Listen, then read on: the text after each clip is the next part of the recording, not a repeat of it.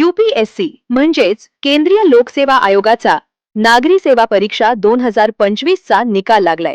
जिद्द, चिकाटी आणि सातत्य असेल तर कोणतेही स्वप्न अशक्य नसते, हेच सिद्ध करून दाखवले आहे जालना जिल्ह्यातील भोकरदन तालुक्यातील जळगाव सक्काळ येथील युवक भिकन जगन रोजेकर यांनी.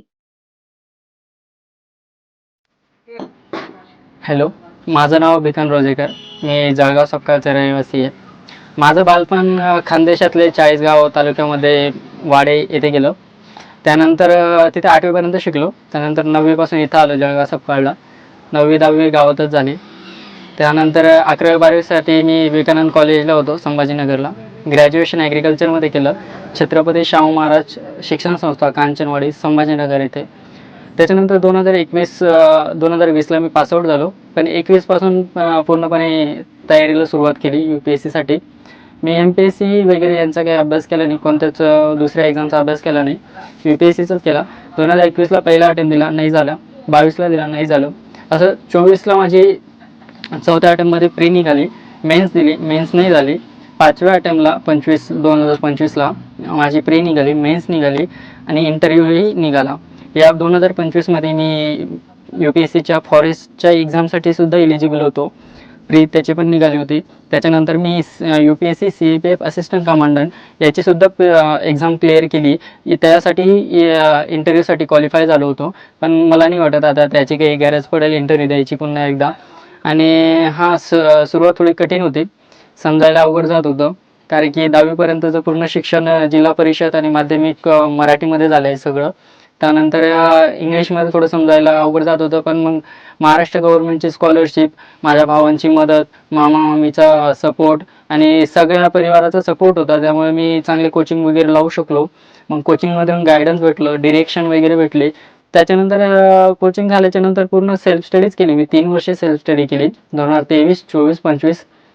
आणि मी दिल्ली येथे एक हमदर्द स्टडी सर्कल एक छोटंसं इन्स्टिट्यूट आहे NGO म्हणून. तिथे खूप सारे ऑलरेडी सिलेक्टेड लोक असतात, ते सुद्धा रँक इम्प्रूव्हमेंटसाठी येतात. तर त्यांनी खूप सारी मदत केली, म्हणजे की कोणत्या दिशेला अभ्यास करायचा आहे, किती वेळ अभ्यास करायचा आहे, कसा अभ्यास करायचा आहे, सिलेबस कसा पूर्ण कंप्लीट करायचा आहे, किती मॉक टेस्ट द्यायचे, माइंडसेट कसा असला पाहिजे. एक पीअर ग्रुप चांगला भेटला, मदत चांगली भेटली आणि मित्र पाठीशी होते, म्हणायचे की तू करू शकतो. आणि तेच शेवटी इथपर्यंत पोहोचलो. मार्गदर्शन करणारे सगळेच होते, परिवार होते, आई भाऊ आणि यांच्यापैकी सगळेच, म्हणजे पूर्ण गाव, सगळेच म्हणजे शिक्षक वगैरे म्हणू शकतो आपण. आणि शेवटी एक्झाम आहे. आपण यूट्यूबवर खूप सारे व्हिडिओ बघतो, त्याच्यातूनही आपण मॉक व्हिडिओ वगैरे बघितलं, त्यातूनही कळतं की कसा अभ्यास करायचा आहे, कसा नाही करायचा आहे. तर तेच. काय वाटतं तुम्हाला? तर पहिल्यांदा तर खूप आनंद होतोय, कारण की लिस्टमध्ये नाव आहे. कारण मागच्या वर्षी नव्हतं तर दुःख होतं. आता इथपर्यंत पोहोचलंय तर शेवटी वाटतंय की कुठंतरी पूर्ण विराम लागलाय. बघू आता, जर सगळं काही ठीक राहिलं तर जॉईन करून घेऊ आणि थोडंसं 1 वर्ष ट्रेनिंग वगैरे करू. त्यानंतर बघू काय परत अभ्यास करायचा, IAS साठी करायचं आहे की हीच सर्व्हिस कंटिन्यू करायची. आईवडिलांबद्दल काय वाटतं? हां, आई-वडील सुरुवातीपासूनच खूप कष्ट केलेले. दोघंही अशिक्षित आहे. वडिलांनी सालदारकी वगैरे केली खानदेशात चाळीसगावला. तर त्यानंतर इथेही मोलमजुरीच करायचे. तर त्यांच्याकडे बघून वाटायचं की किती दिवस आई-वडील दुसऱ्याच्या शेतात काम करणार, आता हे थांबलं पाहिजे. तर एक मोटिवेशन फॅक्टर होतं. लागले 5 वर्ष. वयाच्या 26व्या वर्षी मी IPS झालो आहे असं समजू शकतो. एक्झाम क्लिअर केली असंही समजू शकतो. पण शेवटी झालो आहे, त्याची आनंद. शेवटचा प्रश्न, पुढचा प्रवास कसा असणार तुमचा? ते आता सगळं तर चांगलंच वाटतंय. ट्रेनिंगला गेल्यावर कळलंच आणि त्यानंतर मार्गदर्शन लाभलंच सिनियरचे. आमचे खूप सारे भाऊ आहेत. म्हणजे मला 5 काका आहेत. तर सगळ्यांचे मुलं वगैरे ऑलरेडी सिलेक्टेड आहे. कोणी शिक्षक आहे, कोणी म्हणजे बिझनेस करते. तर त्यामधूनही मार्गदर्शन लाभलं. तर आता वाटतंय की हां, कुठेतरी आपल्या घरात एक गव्हर्नमेंट ऑफिसर, क्लास 1 ऑफिसर झालाय. तर आता तेच.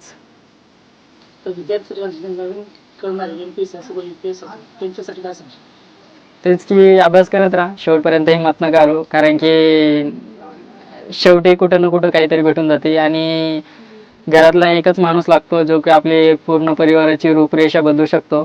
तो व्यक्ती तुम्ही होऊ शकतात.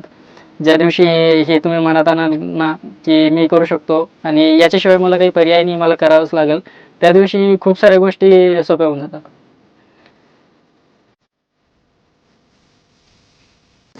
पहिला वाडा बडगा तालुक्यात तिथे 6 महिने घातले. ह्याचे दोन्ही मुलाचे जन्म इथे झाले. मग तिथे शिकले 8 लोक शिकले. मग संस्थेतून आम्ही इथे आलो. इथे 6 महिनेच घातले. इथून मग त्याच्या उद्योगाला लागले, एक एक वर्गाला पुढं 10वी झाली. मग 10वी झाल्यावर मग 11वी 12वी औरंगाबादला केली त्यांना. त्याच्या बाद मग दिल्लीला गेला. असं बालपण कसं झालं? तिथे जन्म झाले त्याचे. कसं गेलं बालपण? हे 6 महिने घालूनच हे लहानपणापासून हुशार होतं? हा हुशार होता लहानपणापासून? हा लहानपणापासून त्याचं बुद्धीच हुशार होती. काय वाटतं तुम्हाला आता मुलगा आहे ते झालं ते? आनंद आला, चांगलं झालं वाटलं. आपली परिस्थिती काय, लोकांचे 6 महिने घालून घे, घरची जागा नाही आपल्याला, गव्हर्नमेंटची जागा आहे सरकारी याच्यात, ठरलं चाललं तर लोक ही परिस्थिती. संघ लोकसेवा आयोगाच्या म्हणजेच UPSCच्या नुकत्याच जाहीर झालेल्या निकालामध्ये भिकन रोजेकर यांनी 5व्या प्रयत्नात यश मिळवत IPS पद मिळवले. अत्यंत साध्या आणि शेतकरी कुटुंबातून येणाऱ्या भिकन रोजेकर यांचे बालपण आर्थिक अडचणींमध्ये गेले. त्यांचे वडील शेती करून कुटुंब चालवत होते, तर आई शेतात मजुरी करून मुलांच्या शिक्षणासाठी कष्ट घेत होती. भिकन रोजेकर यांनी आपले प्राथमिक शिक्षण जळगाव सपकाळ येथील विनय विद्यालयात पूर्ण केले, तर पुढील शिक्षण छत्रपती संभाजीनगर येथील विवेकानंद महाविद्यालयात घेतले. UPSC सारख्या कठीण परीक्षेत यश मिळवण्यासाठी त्यांनी तब्बल 5 वेळा प्रयत्न केले. पहिल्या 4 प्रयत्नांमध्ये अपयश आले, मात्र हार न मानता त्यांनी दिल्लीमध्ये राहून अभ्यास सुरू ठेवला आणि अखेर 5व्या प्रयत्नात मोठे यश मिळवले. भिकन रोजेकर यांच्या या यशामुळे जळगाव सपकाळ गावात आनंदाचे वातावरण निर्माण झाले असून गावकऱ्यांकडून त्यांचा सत्कार करण्यात येत आहे.